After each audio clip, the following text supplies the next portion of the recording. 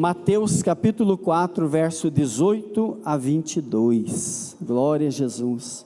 Sejam todos bem-vindos, que Deus abençoe ricamente a sua vida. Deus possa te dar uma grande bênção nesta noite e você levar uma grande bênção para sua casa também, amém? Vamos levar a bênção de Deus para o nosso lar, pedir a Deus que continue nos protegendo, né? Contra esse coronavírus aí, em nome de Cristo. Então vamos lá, Mateus capítulo 4, verso 18 a 22, vamos ler todos juntos aí, acompanhando. Jesus, andando junto ao mar da Galileia, viu a dois irmãos, Simão, chamado Pedro, e André, seu irmão, que lançavam a rede ao mar, porque eram pescadores.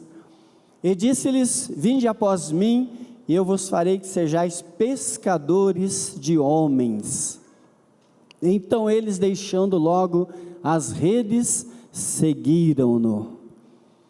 E adiantando-se dali, viu outros dois irmãos, Tiago, filho de Zebedeu, João, seu irmão, num barco com seu pai Zebedeu, consertando as redes.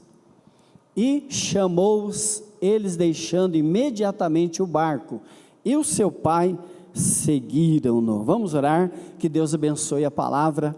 Amado Deus e nosso Pai, em nome do Senhor Jesus Cristo, pedimos a Tua bênção, Pai, que o Senhor possa, como de manhã, no nosso culto da manhã, o Senhor possa falar grandemente aos nossos corações, também nesta noite. Senhor, eu tenho certeza que cada vida receberá uma palavra abençoada. Depois nós vamos ter um momento de oração. Vamos orar por nossos irmãos e amigos que estão através da live, nos acompanhando, Senhor, neste culto maravilhoso, na Tua presença. Pai, assim nós te pedimos em nome de Jesus Cristo, nosso Senhor e Salvador, para a Tua glória, digam amém. Pode tomar o seu lugar na presença de Deus. O nosso boa noite também a todos que estão na live, nos acompanhando, os irmãos, nossos amigos e amigas em casa. Deus abençoe ricamente a vocês, as crianças também, que gostam muito de nos acompanhar. Deus abençoe de uma forma muito especial.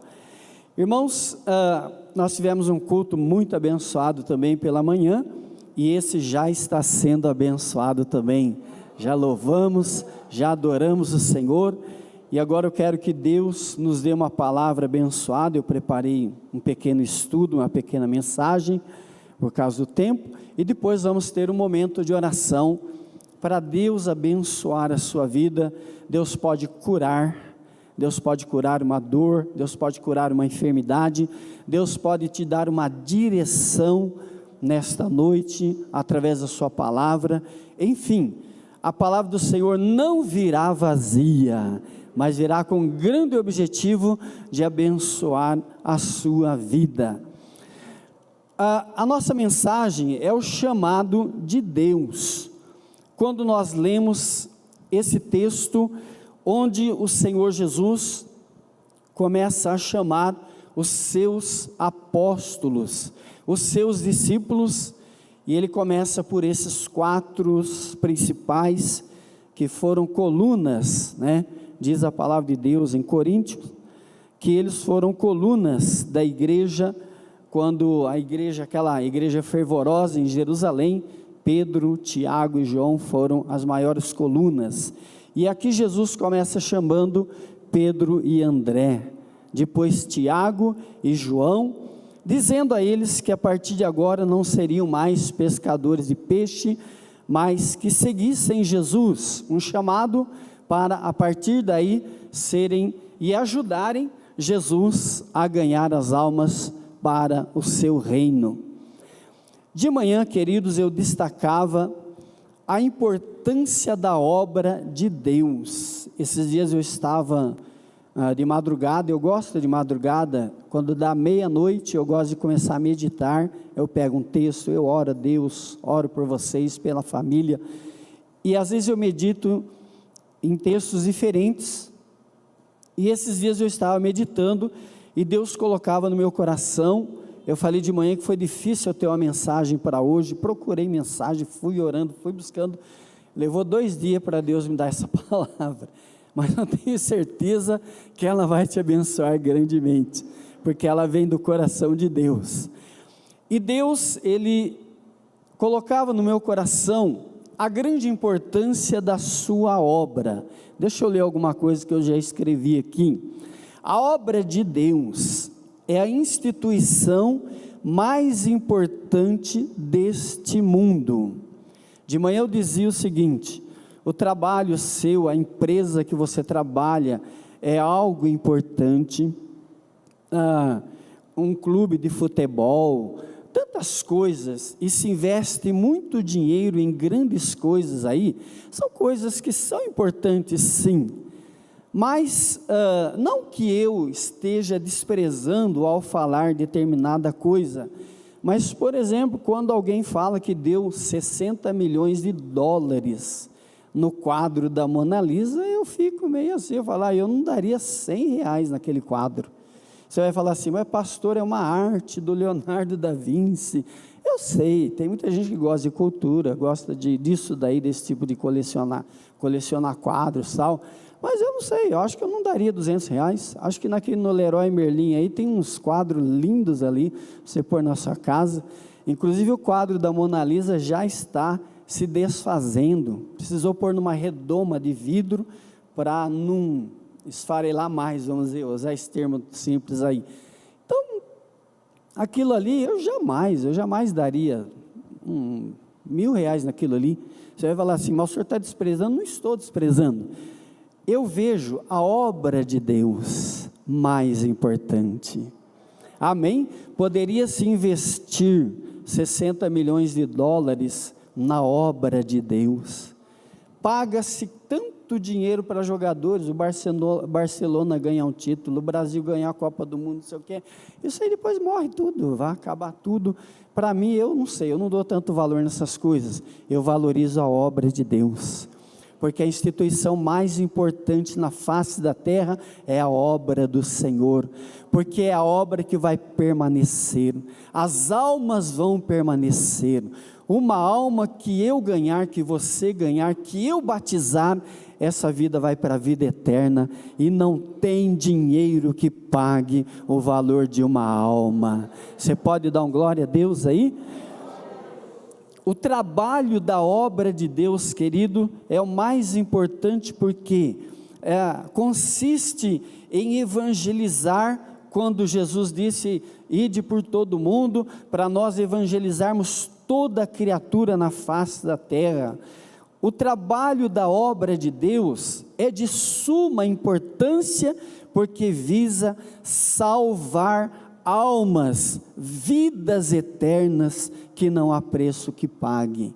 Vamos ler aí o que eu marquei aí? Marcos capítulo 8, verso 36 e 37. Pois que aproveitaria ao homem ganhar o mundo inteiro e perder a sua alma? Ou que daria o homem pelo resgate da sua alma? É que as pessoas não têm essa visão, mas nós que somos espirituais, Paulo era um homem muito espiritual, que ele deu maior valor foi na obra de Deus, quando ele disse, não sou eu mais que vivo, mas Cristo vive em mim, eu nem nada tenho a minha vida por preciosa, contanto que cumpro o meu ministério e a obra que o Senhor Jesus me deu para fazer. É que é um homem que ele entendeu que a obra de Deus é a mais importante, pois consiste na evangelização do ser humano, consiste em salvar o homem, porque aquele que não for salvo, queridos, vai passar a eternidade no abismo, no lago de fogo. Imagina uma pessoa estando lá, o quanto ela não daria para sair dali e voltar a receber Jesus e ser salvo. O que não daria o homem pelo resgate da sua alma. Hoje, por exemplo, morreu o prefeito de São Paulo. Esse homem estava com uma doença terrível. Quando muita gente tem essa enfermidade, o que uma pessoa que está sofrendo de câncer, de Covid, lá entubado, o que ela não daria para sair dali. Se ela tivesse 80 bilhões de dólares, ela dava em troca de mais um dia de saúde, de mais alguns dias de saúde. Eu faria isso, você faria isso, porque a vida é mais importante, a saúde é mais importante, a obra de Deus é a mais importante. Você pode dar um glória a Deus aí? Depois nós temos Apocalipse, capítulo 5, verso 9, que diz assim: cantavam um novo cântico dizendo: digno és de tomar o livro e de abrir os seus selos, porque foste morto, e com teu sangue nos compraste para Deus, de toda tribo, língua, povo e nação. Qual é o valor de uma alma? Uma alma vale mais do que toda a riqueza na face da terra. E qual é o preço de uma alma? É o sangue de Jesus Cristo, que Ele derramou na cruz do Calvário. Nós que somos espirituais, nós que temos a Jesus, nós entendemos isso. Quanto valor tem uma alma para o Senhor Jesus e para a eternidade. Quanto eu agradeço a Deus. Eu tive tanta chance na vida de ser um homem rico, bem sucedido. Eu ia estudar medicina, eu ia ser médico, mas eu abandonei tudo isso por amor a Jesus, e hoje eu sou salvo, e eu agradeço a Deus pela minha salvação, e tenho o privilégio de pregar essa palavra, de pregar esse evangelho eterno. Você pode dar um glória a Deus aí? Aí Jesus então, nós lemos aí, Mateus capítulo 4, eu tenho que correr, por causa do horário. O Senhor Jesus então chama os seus primeiros discípulos. Eu dei essa introdução a respeito da importância do reino de Deus e do nosso chamado. Agora então vamos falar que o Senhor chama a cada um de nós. Primeiro então Ele chama os seus primeiros discípulos, Pedro, Tiago, João, e esses homens eram simples. Jesus sempre chamou pessoas simples para serem usadas. Ele não chama pessoa famosa nem de nome, Por quê? Se ele chamar o Roberto Carlos, o Pelé, para ser um pregador da palavra, todo mundo vai dizer que o Pelé curou, que o Roberto Carlos curou, mas como ele chamou um pobre como eu, aí todo mundo vai dizer assim: Jesus curou. Como chamou pessoas simples para pregar o seu evangelho, homens simples aqui, o nome de Jesus é glorificado, o nome de Jesus é exaltado, amém? Como eu não tenho nome, eu não tenho fama, mesmo que eu tenha 40 anos já de pregação do evangelho, quase, mesmo que eu tenha todo esse tempo, ganhei muitas almas para Jesus, evangelizei muita gente, mas eu não sou homem famoso, nem rico, não sou nada, mas Cristo é, o Jesus que eu prego, Ele é exaltado, Ele é glorificado. Jesus chama as pessoas simples, para que o nome dEle é que seja exaltado e glorificado. Você pode levantar a sua mão e dar um glória a Deus aí? Bendito seja o nome do Senhor. Ele chamou homens simples, Ele chamou homens indoutos, homens que não eram doutores, mas simples pescadores. Só que depois que esses homens foram transformados porque eles foram cheios do Espírito Santo, eles foram cheios de sabedoria, eles foram homens cheios do poder do nosso Deus. Jesus encheu eles tanto de poder, que esses homens fizeram o céu se abrir. Esses homens fizeram as cadeias tremerem. Esses homens faziam os demônios dobrarem os joelhos diante deles. Aqueles 70 que Jesus enviou, quando eles voltaram, eles disseram: Senhor, pelo teu nome até os demônios se nos sujeitam, quer dizer, até os demônios dobraram os joelhos diante de nós. Vamos fazer, queridos, os demônios se dobrarem diante de nós.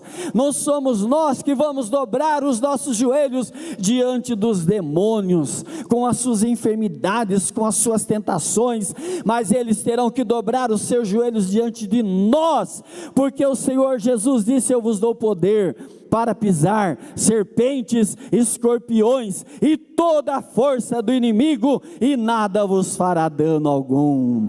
Você pode dar glória a Deus? Diga aleluia, dá uma salva de palmas para o Senhor. Louvado seja Deus. Esses homens fizeram o céu se abrir, fizeram as cadeias tremerem, os demônios dobraram os seus joelhos, fizeram paralíticos andar, fizeram mortos ressuscitarem, e foram grandes ganhadores de almas para o reino de Deus. Só num dia, Pedro batizou quase 3.000 almas. Ele fez uma pregação cheia do Espírito Santo, e quase 3.000 desceram as águas. Que coisa maravilhosa, né? Nos dias de hoje é muito difícil, né? Porque está tudo meio frio hoje, né? E está muita tribulação, mas naquela época foi mais fácil. Inclusive era o começo do Evangelho, e o Espírito Santo tinha sido derramado de uma forma muito grande sobre os discípulos. Nós também hoje, irmãos, eu e você, somos chamados pelo Senhor, chamados a conhecer Jesus. Não responda: você conhece Jesus? Você conhece a Jesus? Nós somos chamados a conhecer a Jesus, conhecer o seu poder, conhecer a sua glória, saber que Ele é o único Senhor e Salvador, saber que Ele é o caminho, Ele é a verdade, Ele é a vida, Ele é o único caminho para o Pai. Saber que Ele é tremendo, Ele é maravilhoso, Ele é o Senhor dos senhores, Ele é o Rei dos reis. Somos chamados a conhecer esse Senhor maravilhoso, e também somos chamados a trabalhar, a servir ao Senhor. Queridos, de manhã eu falava, nós já estamos retomando, né, depois de fechar a igreja umas par de vezes aí, então agora parece que não vai fechar mais, tomara, né? Acreditamos que não. Daqui para frente, Deus vai abençoar. Coronavírus vai ser jogado no meio do Oceano Atlântico, né? Você vai falar assim: nossa, como é que o senhor sabe? Eu estou orando para isso. Lembra quando Jesus chegou naquele lugar lá, estava cheio de demônios no homem lá? Ele mandou aqueles demônios lá nos porcos, e os porcos se jogaram dentro do mar, se afogaram. Adeus demônios. Vamos orar a Deus, que Ele manda um vento, e manda esse coronavírus para o oceano. Não tem ninguém lá dentro para contaminar, né? Peixe não pega coronavírus. Então, acho que nem se interessa por peixe, eles querem gente, mas nós temos a Jesus. Sai demônio, sai coronavírus em nome de Cristo, né? Então, eu creio que vai melhorar, daqui vai melhorando, a porcentagem de membros da igreja vai melhorando, logo, se Deus quiser, né, a vacina está chegando também, mas a maior vacina é o poder de Deus, amém? A maior vacina é o poder de Deus. Tem gente tomando vacina, mas está pegando, mas está dando uma certa proteção, mas eu penso assim: se Deus não guardar, em vão vigia a sentinela. Mas todos os dias eu oro: Senhor, guarda a nossa igreja, guarda as famílias da igreja, guarda a minha família, nos protege contra esse mal, e Deus guarda você. Recebe aí, diga: Deus vai guardar a minha vida e da minha família. Pode receber aí em nome de Cristo, né? Então, amados, o Senhor nos chama para servirmos a Ele, é o chamado de Deus. Ajude na igreja, venha trabalhar conosco, num grupo missionário, venha trabalhar no diaconato, venha ajudar, né? Faça alguma coisa na obra de Deus, nos ajude, porque a obra de Deus é o melhor trabalho, e o melhor patrão é o nosso Deus. Quando nós servimos a Deus, Deus cuida de nós. Vamos ler aí 1 Coríntios 15, 58, né, que eu marquei aí. Portanto, meus amados irmãos, olha aí, sede firmes e constantes, a nossa firmeza, né? Sempre abundantes, trabalhando, fazendo algo na obra do Senhor, sabendo que o vosso trabalho não é vão. O que quer dizer isso? O que nós fazemos na obra de Deus são verdadeiras obras que vão permanecer por toda a eternidade. E Deus, Ele recompensará você, Ele recompensará a minha vida, cada um de nós seremos recompensados pelo melhor patrão, que é Deus. Buscai primeiro o reino de Deus e a sua justiça, e todas as demais coisas serão acrescentadas. Você pode dar uma glória a Deus, hein? Deus também nos chama, querido, para nos revestirmos da sua armadura. Efésios capítulo 6, versículo 12, vamos ler aí?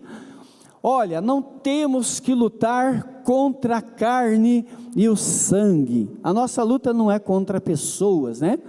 Mas sim contra quem? Principados, potestades, príncipes das trevas desses séculos.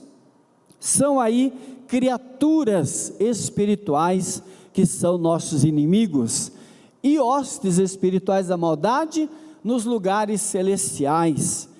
Eu estava dizendo de manhã, queridos, que a nossa vida é uma luta constante. Nós estamos envolvidos em uma guerra espiritual todos os dias. Não é um dia sim, um dia não. Não é que nós vamos ficar um mês agora tranquilo, ou o ano inteiro tranquilo, porque nós estamos falando que esse ano é o ano do céu aberto. É porque Deus está derramando bênçãos, poder, capacidade, tudo o que você precisar nessa batalha espiritual que nós estamos envolvidos. Paulo, ele fala que nós devemos nos revestir da armadura de Deus para estarmos preparados para o dia mau, para a hora da tentação, a hora da provação, né? Cada dia, quase que cada dia, o inimigo lança alguma coisa contra a igreja, contra mim, contra a família, não é verdade? A nossa luta, queridos, vai ser até o fim. Jesus falou assim: no mundo tereis aflições, quer dizer, tereis uma luta contínua. Essa batalha espiritual contra os poderes das trevas, ela é contínua. Eu estava comparando de manhã Israel contra aqueles palestinos lá, é uma luta constante, direta, não tem sossego. Israel desenvolveu até aquele Iron Dome lá, que intercepta os foguetes lá, já foram mais de 2.000 foguetes esses dias, né? E agora há pouco estava vendo lá, hoje, essa noite, agora de manhã, o Hamas continua mandando foguete. Aí eu estava comparando assim: Israel vacinou todo mundo, estamos livres do coronavírus, tiraram as máscaras, começaram a fazer festa, né? Aí veio os foguetes, quer dizer, não tem sossego, é uma luta contínua. Se o Hamas parar de lançar foguetes, só estou fazendo uma comparação, aí vai entrar o Hezbollah, lá da parte do Líbano. Se o Hezbollah parar, entra os iranianos também, que está doido para destruir Israel. Enfim, eles são atacados constantemente pelos seus inimigos. Assim somos nós. Os principados, potestades, as hostes espirituais da maldade, é direto. É quase que todo dia nós temos uma dificuldade, temos um probleminha, temos uma notícia. Eu às vezes falo para a pastora: nossa, bem, todo dia a gente tem uma notícia ruim, todo dia, né? Você vai falar: então não vale a pena servir a Cristo. Mas aí é que vale. Aí é que vale, porque todos os dias nós temos uma notícia, temos uma prova, uma dificuldade, uma tentação, mas todos os dias Ele nos sustenta. Diga assim, levanta sua mão, diga: todos os dias o Senhor me sustenta. Glória a Deus. Ele dá sabedoria, Ele dá o poder do Espírito Santo, Ele dá a sua graça, Ele dá o seu poder, e nós vamos em frente, e vamos vencendo. Eu estava vendo um vídeo lindo de Israel agora à tarde, eu estava descansando um pouco do culto da manhã, para pregar agora à noite, e eu liguei num vídeo lindo de Israel, aquela festa maravilhosa, porque Israel é uma nação feliz, irmãos. Mesmo que eles andam lançando bomba contra Israel, eles são festeiros mesmo, e cada festa que eles fazem, eles louvam, eles adoram a Deus. Israel é uma nação feliz, apesar de estar sempre sob ataque dos seus inimigos. Assim somos nós, em Cristo Jesus. Apesar das lutas diárias, ninguém tira a nossa alegria, a nossa felicidade. Pode festejar, porque a sua alegria, ela vem do Senhor. Diga aleluia, levante sua mão, diga: minha alegria vem do Senhor. Dá uma salva de palmas para a glória dele. Obrigado, Senhor. Deus é bom, Deus é maravilhoso. Olha aí, Romanos 8:37, vamos ler aí? Vamos ler todo mundo junto? Vamos lá? Mas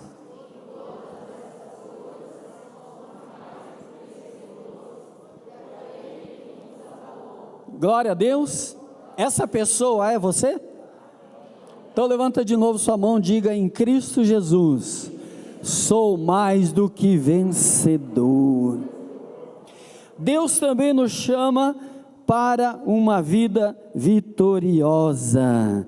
Deus nos chama para uma vida de vitórias, né? Paulo, ele no capítulo 8 aí de Romanos, ele faz uma lista, como todo mundo já leu aí, uma lista grande ali, de adversidades e de inimigos. Leia lá que você vai perceber isso.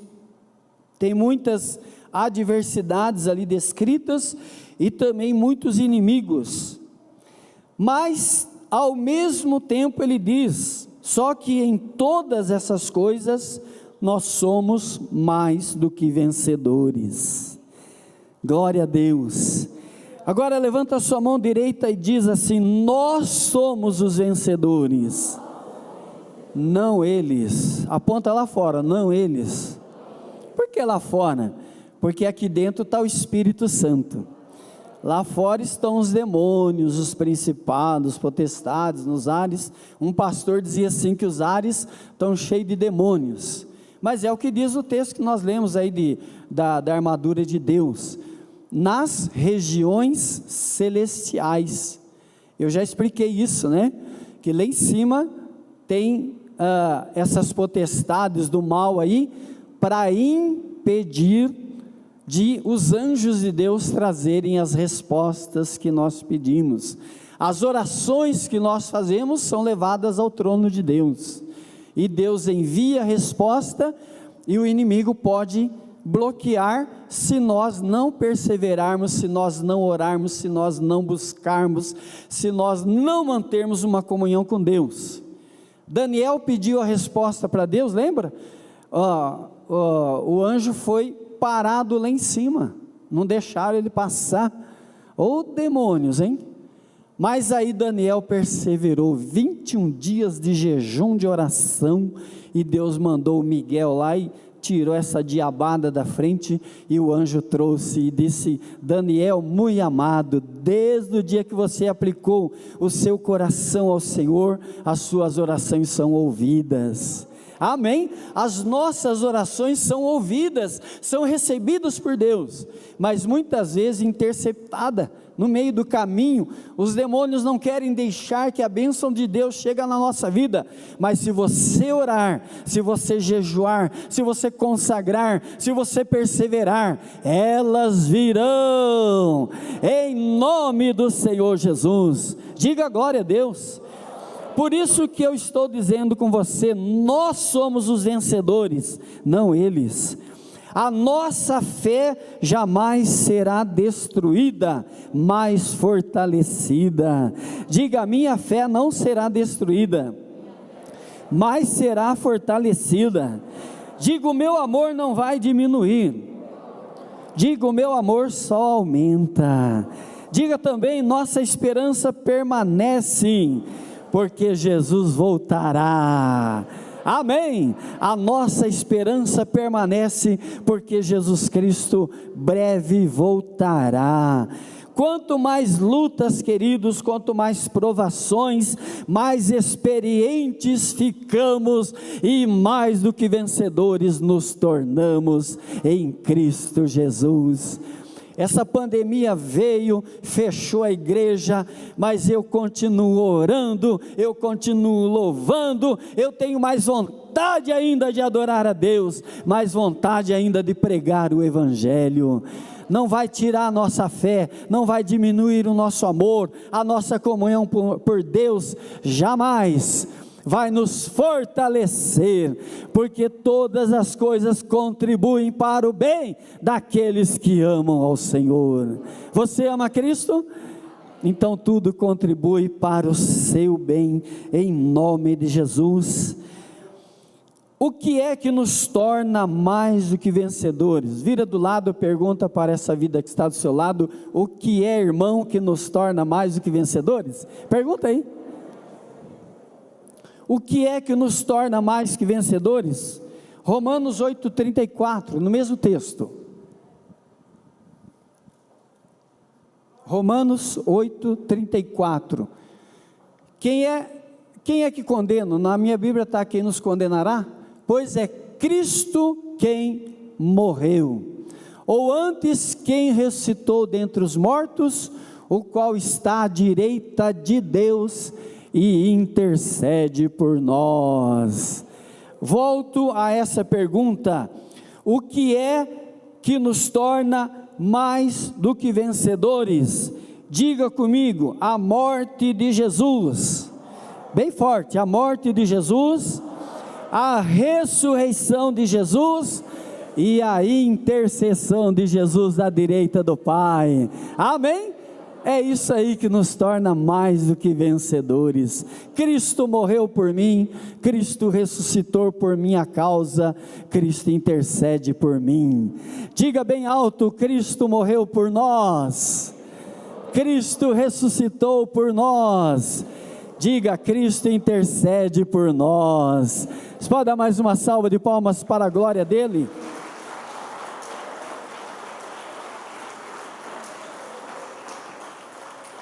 Esse Deus é tremendo, hein? O Senhor Jesus também nos chama, você que está em casa também, para sermos verdadeiros adoradores. Vamos ler João capítulo 4, por gentileza. Mas a hora vem e agora é em que os verdadeiros adoradores, o que é?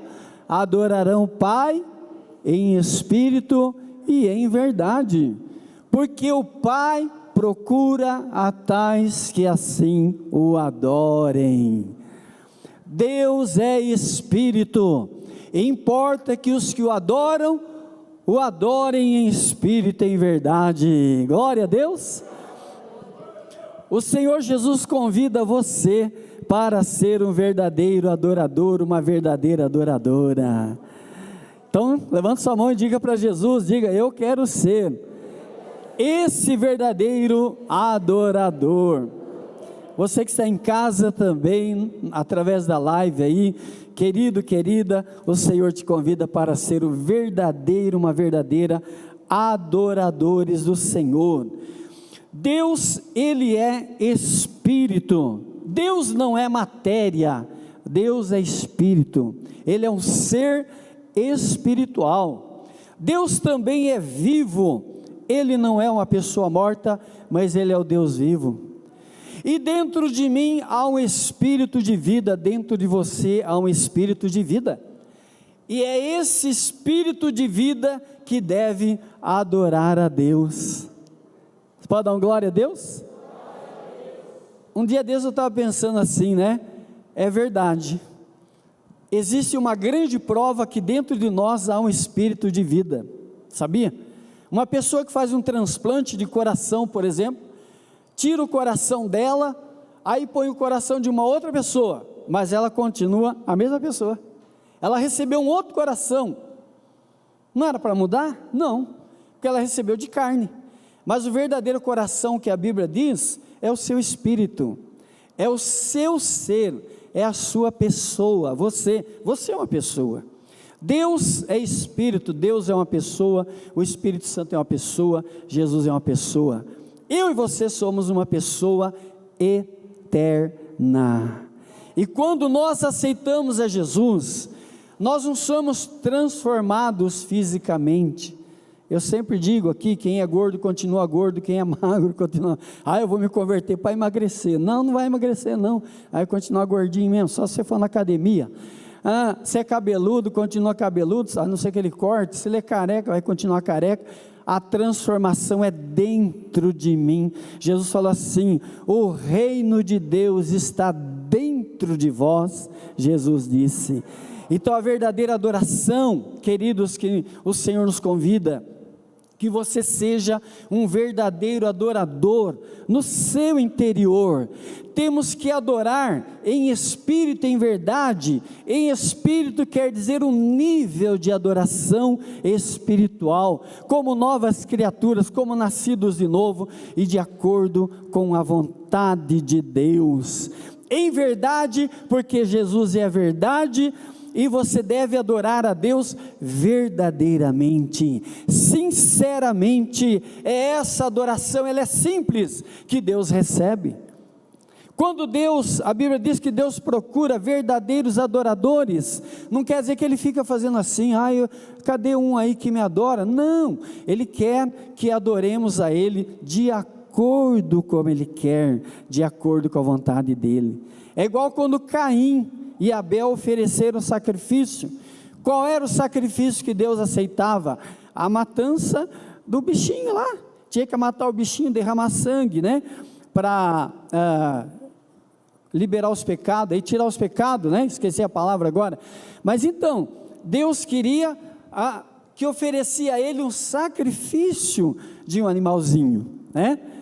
Aí Abel foi lá e ofereceu o sacrifício que agradou a Deus. Presta atenção nisso. Aí Caim, foi lá correndo embaixo das árvores, catou uns frutos lá caídos no chão. Senhor. Deus falou assim: não, tem que ser como eu quero. E Abel fez como eu quero. E se você fizer como eu quero, eu também te darei remissão. Mas Caim não quis. Ele quis oferecer a Deus da maneira dele e de qualquer jeito. Deus nos chama para sermos verdadeiros adoradores. Querido, se tranca dentro do seu quarto, coloca um hino e começa a adorar a Deus. Dobra os joelhos e ore, adora o Senhor, ande pelo quarto, glorifica a Deus, passa momentos na presença de Deus, chore na presença dEle, ouça hinos lindos que faz você chegar na presença de Deus. Deus convida para que sejamos verdadeiros adoradores. Diga glória a Deus. Os verdadeiros adoradores de Deus são cristãos abençoados. Os verdadeiros adoradores de Deus são cristãos vitoriosos, vencedores. Os verdadeiros adoradores de Deus são cristãos prósperos e felizes. Os verdadeiros adoradores são cristãos curados e saudáveis. Se você for um verdadeiro adorador, uma verdadeira adoradora, tudo isso acontecerá na sua vida. Diga glória a Jesus. Levanta a sua mão e diga: Senhor, eu quero ser este verdadeiro adorador. Glória a Deus. Mateus capítulo 5, verso 13 e 14, já estamos encerrando, tá? Vós sois o sal da terra, e se o sal for insípido, com que se há de salgar? Para nada mais presta, né? Tem gosto de areia, senão para lançar fora e ser pisado pelos homens. Vós sois a luz do mundo, não se pode esconder uma cidade edificada sobre um monte. Queridos, Deus nos chama também para sermos o sal dá sabor e o sal conserva os alimentos, né? Como dizia um pregador, se você pescar e não salgar, você vai perder o peixe, né? Pescamos em vão, ou seja, né? Então é preciso sal. O sal de Deus na nossa vida é a graça de Deus. Que alguém jamais olhe para você e vai dizer assim: nossa, aquela pessoa é tão sem graça, aquele irmão é tão sem graça. Tem, né? Tem crente sem graça, tem crente chato, sem graça, tem sim, mas tem muitos crentes abençoados, amém? Sabe aquele cristão que olha para você, nem bom dia dá, nem paz não dá, aliás, nem graça para ele tem. Você precisa ter para você e ainda transmitir para outro, né? Oh, glória a Deus, né? Vamos rir um pouquinho aí. E também o Senhor chama você para ser luz. Seja luz na sua casa, luz no seu trabalho, aonde você estiver, que a sua luz em Cristo Jesus possa brilhar. Você pode dar uma glória a Deus, hein? E para nós encerrarmos essa palavra, 1 Pedro, capítulo 5, verso 10. Olha aí, ó, o Deus de toda a graça, que em Cristo Jesus nos chamou à sua eterna glória, depois de havermos padecido um pouco, Ele mesmo vos aperfeiçoe, confirme, fortifique e estabeleça. Glória a Deus. Deus é tão maravilhoso, que depois de cada provação, que nós lemos lá, ó, depois de havermos padecido, depois de cada prova, cada tribulação que passamos, a Bíblia diz que Ele nos fortalece, Ele nos fortifica, você se torna mais forte ainda, e mais do que vencedor, como nós lemos na sua palavra. Ele é maravilhoso, Ele te dá restauração, Ele te dá a sua graça, e você se sente forte. Aleluia!